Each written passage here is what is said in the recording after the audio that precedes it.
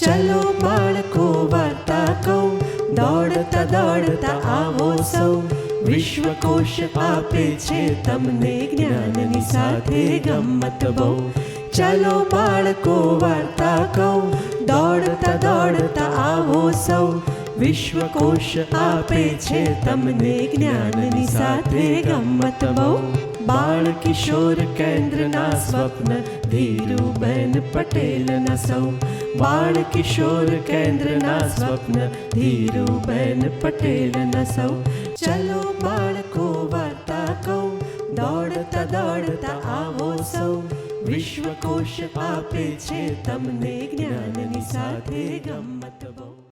Good morning બાળ મિત્રો. આજની વાર્તા છે પપ્પુ પેરટ. પપ્પુ પેરટ અને સોનુ સ્પેરો બંને દોસ્ત, પોપટ અને ચકલી. એક દિવસ બંને બહુ આકાશમાં ઉડ્યા, બહુ રમ્યા અને પછી તો બંનેને લાગી સખત કકડીને ભૂખ. પપ્પુ ને સોનુ બધે ફરવા લાગ્યા, પણ ક્યાંય કોઈ ઝાડ ઉપર કોઈ ફળો જ નહોતા. જે હતા એ બી એકદમ નાના ને સાવ કાચા. પપ્પુ તો એકદમ રડમસ અવાજે કહે, સોનુ હવે શું કરીશું દોસ્ત? ક્યાંય કશું કોઈ ફ્રૂટ જ નથી ઝાડ ઉપર. સોનુ પણ એકદમ રડમસ અવાજે બોલી કે પપ્પુ ક્યાંય અનાજના દાણા પણ નથી મળતા. હું તો હવે ભૂખથી અહીંયા ને અહીંયા જ મરી જઈશ એવું લાગે છે. પપ્પુ એકદમ કે ના ના સોનુ, એમ હિંમત હારીએ ના ચાલે. આપણને કોઈ ખાવાનું લાવીને આપશે નહીં, આપણે જાતે જ મહેનત કરવી પડશે. ચલ ચલ ઊભી થા. માંડ સોનુ ઊભી થઈ અને બંને જણા પાછા ખોરાકની શોધમાં ચાલવા લાગ્યા. એટલામાં જ ત્યાં આગળ મોનું મંકી આમ હુપ કરીને કૂદીને આવ્યો અને એમની સામે ઊભો રહી ગયો. અરે અરે અરે અરે અરે, તમે બંને કેમ આવો સાવ માંદલા ને મરદાલ થઈને ચાલો છો? શું થયું છે તમને લોકોને? હમણાં બેમાંથી એક નીચે ઢળી પડશો. વાત શું છે? પપ્પુ એકદમ રડમસ અવાજે કે, શું કરીએ મોનુભાઈ, અમને સખત ભૂખ લાગી છે, પણ સમ ખાવા પૂરતું બી ક્યાંય કંઈ ખાવાનું મળતું નથી. ઝાડ ઉપરના ફળો સાવ નાના અને કાચા છે. આ માણસ જાત એવી ખરાબ છે કે ઝાડ ઉપર હજુ ફળ મોટા થયા ના થયા, પાક્યા ના પાક્યા અને તોડી જ લે છે અને પછી છે ને પેલા મોટા મોટા મકાનો પેલા એમના ગોદામોમાં ભરી દે છે. તે હે મોનુભાઈ, આ માણસો આવા કાચા ફળો કેવી રીતે ખાતા હશે?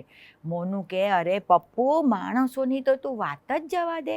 એ લોકો તો પછી એ ફળો પર કૃત્રિમ દવા છાંટી અને એને પકવે છે અને ઢગલો પૈસા લઈને વેચે છે. પપ્પુ કહે, પણ મોનુભાઈ, હવે તો અમને માણસોની પાસે જતા બી ડર લાગે છે. અમને પકડી અને પેલા સાવ નાના પાંજરાઓમાં પૂરી દે છે. બોલો મોનુભાઈ. એટલામાં તો સોનુ તો એકદમ રડી જ પડી. સોનુ કે, મોનુભાઈ, ક્યાંય અનાજના દાણા જ નથી મળતા. પહેલાં તો છે ને લોકો એમના ઘરના ઓટલા પર અમારે માટે ચણ નાખતા હતા, જેમાં દાળ, ચોખા, બાજરી, જવના દાણા રહેતા હતા. અને અમે બધી ચકલીઓ, મેના, પોપટ, કાબર ભેગા થઈ અને કલશોર કરતાં અમે સંપીને ખાતા હતા. અમારા બધાના પેટ ભરાઈ જતા હતા મોનુભાઈ. અને પહેલાં તો છે ને માણસો ક્યારેક એમના ઘરના વધેલા દાળ ભાત, વધેલી રોટલીના કકડા કરી અને અમારા માટે ઘરની બહાર પણ નાખતા હતા. પણ હવે તો આ માણસો મોનુભાઈ પેલી પ્લાસ્ટિકની કોથળીઓ આવે છે ને એમાં બધું ભરી અને બહાર નાખી આવે છે. હવે મોનુભાઈ, અમે એ ગાંઠ વાળેલી પ્લાસ્ટિકની કોથળીઓને ખોલીએ કેવી રીતે? અમારે કંઈ હાથ થોડા છે અમારી પાસે? એમ કહી અને સોનુ તો દોડ આંસુ પાઈને રડવા જ લાગી. મોનુ બિચારો એકદમ દુઃખી થઈ ગયો અને કે, અરે તમે પહેલાં શાંત થાવ. આ માણસ જાત તો છે જ સ્વાર્થી અને મતલબી. એમને તો એમના પૈસા સાથે જ કામ. પણ એ વાત છોડો, પહેલાં હું તમારે માટે કંઈક ખાવાનું લઈ આવું. એમ કરીને તો પાછા હુપ કરીને કૂદકા મારતા પહોંચી ગયા એક ફ્રૂટની લારી પર અને ત્યાં જઈને બેસી ગયા લારીની ઉપર. હવે આટલા મોટા બુઢિયા વાંદરાને જોઈ ફ્રૂટવાળો તો હા કરીને ડરનો માર્યો પાછો હટી ગયો. એટલે મોનુએ તો હાથમાં જે ચીકુ જમરૂ ખાયા ને એ હાથમાં લઈ અને પાછો હૂપ કરીને કૂદકા મારતો પપ્પુને સોનુની પાસે આવીને ફળ મૂકી દીધા. પપ્પુને સોનુ તો ખુશ થઈ ગયા. તરત આમ ચાંચ કરી કોતરવા લાગ્યા અને તરત જ મોનુએ ત્યાંથી બીજો હૂપ કરીને જમ્પ લગાવી અને કૂદકા મારતો મારતો હવે આ વખતે પહોંચ્યો અનાજના વેપારીની દુકાન પાસે. અને પછી તો મોટો ખૂબ અવાજ કરી અને સીધો બેઠો દુકાનની અંદર અને હાથમાં જેટલા દાણા આવ્યા ને એવા દાણા ભરી અને પાછો કૂદકા મારતો મારતો સોનુની પાસે આવી અને અનાજના આટલા દાણાનો ઢગલો કર્યો સોનુના પગ પાસે. સોનુ તો આ જોઈને એકદમ ખુશીથી ઝૂમી ઉઠી અને ફટાકટી ચપ ચપ ચપ ચણ ખાવા લાગી.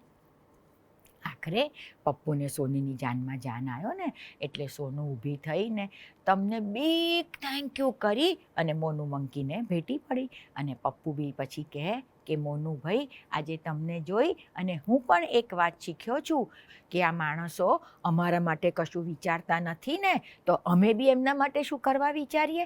અમારે બી હવે અમારું ખાવાનું એમની પાસેથી તમારી જેમ આંચકીને ખાતા શીખવું જ પડશે. મોનુ મંકી એકદમ હસી પડ્યો અને કે હા, હવે તે સાચી વાત કરી પપ્પુ. આપણે બધા પશુ પંખીઓની સભા બોલાવી અને બધા પશુ પંખીઓને સમજાવીશું કે જો આ માણસ જાત હજી પણ સુધરે નહીં ને તો આપણે આપણું ખાવાનું એમની પાસેથી આંચકીને ખાતા શીખી જ જવું પડશે. ત્રણેય જણાએ સંમતિમાં પોતાનું માથું અધૂણાઈ અને ત્યાંથી ત્રણેય જણા છૂટા પડ્યા.